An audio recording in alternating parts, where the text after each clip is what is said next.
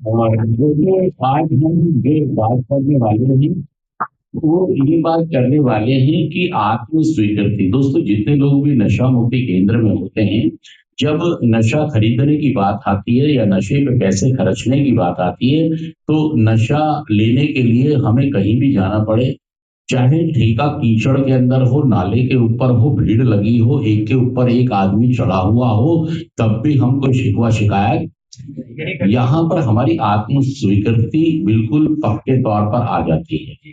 चाहे ठेके वाला समय बढ़ा दे, चाहे घटा दे, चाहे रेट बढ़ा दे, घटाने का तो सवाल ही नहीं है, चाहे कितने भी बढ़ा दे। अगर हम बात करें नशा स्मैक की बात करें या शराब की बात करें, तो मैंने 10 रुपए का ठेके पे शराब की बोतल बिकते हुए भी देखी है। 10 रुपए की थी सरकारी ठेके पर, और मैंने स्मैक भी 10 रुपए में बिकते हुए। लेकिन आज शराब की बोतल ठेके पे कितने की है? 500 देशी की, जो देशी भारतीय है,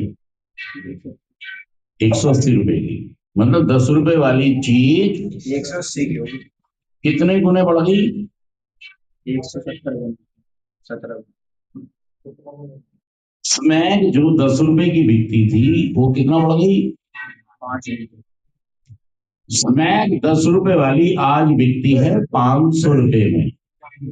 मतलब 500 रुपए से कम तो है ही नहीं, उस समय 10 रुपए से कम नहीं थी।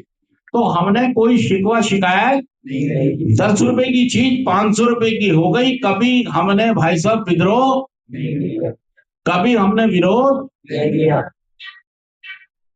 अपनी आत्म स्वीकृति हमेशा नशे के साथ, नशा के बेचने वालों के साथ रखी। क्या?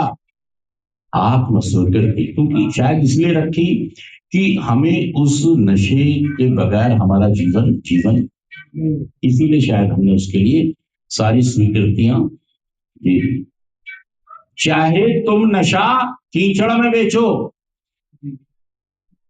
बिना लाइन में बेचो, धक्का मुक्की में बेचो, महंगा बेचो, सस्ता बेचो, जैसे भी बेचो, हम विद्रोह कभी नहीं करेंगे, हम कभी इसका विरोध नहीं करेंगे।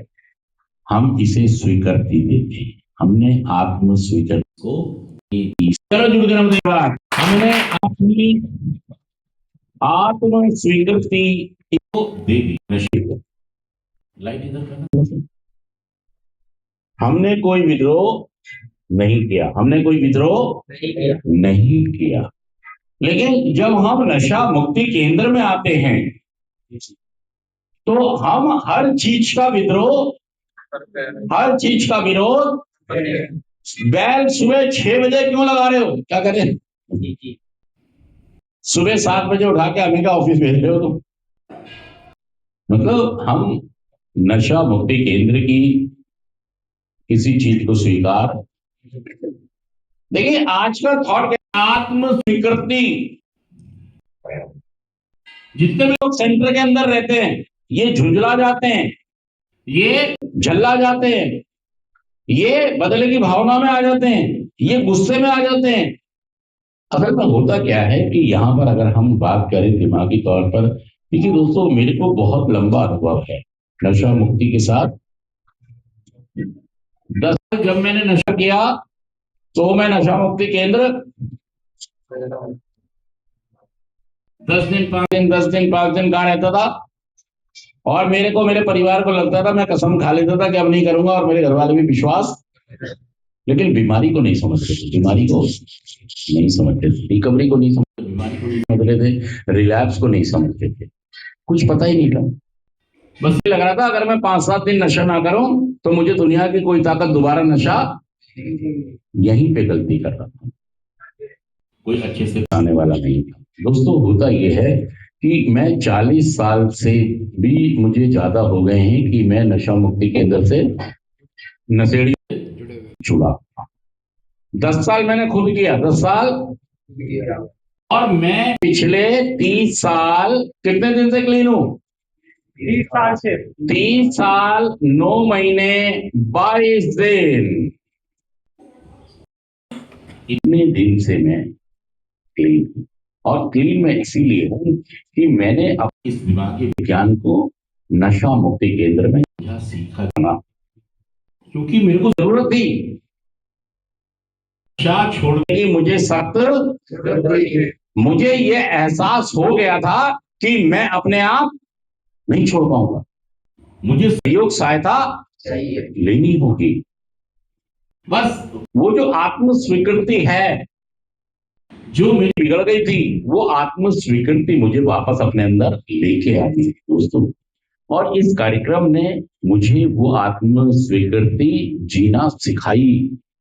देखिए जो भी लोग नशा करते हैं ना, होता क्या है कि जब वो सेंटर में आते हैं, ये मिटा दो, डस्टर कहाँ है, जब वो सेंटर में आते हैं तो क्या होता है, सेंटर में जब वो आ जाते हैं तो उनको अचानक उनको ज्यादातर लोग अपने आप नहीं आते हैं, उन्हें भेजा जाता है। उनसे कहो, अगर आपसे कहा जाता है कि सेंटर चले जाओ, आ जाते आप?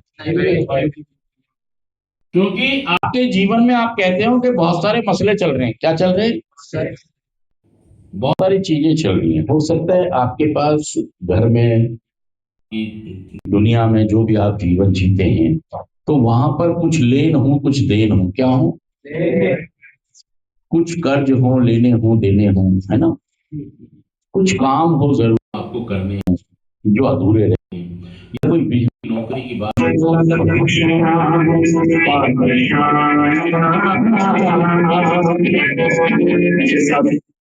हेलो, हाँ नमस्कार विजय, कहाँ हैं? तो उनको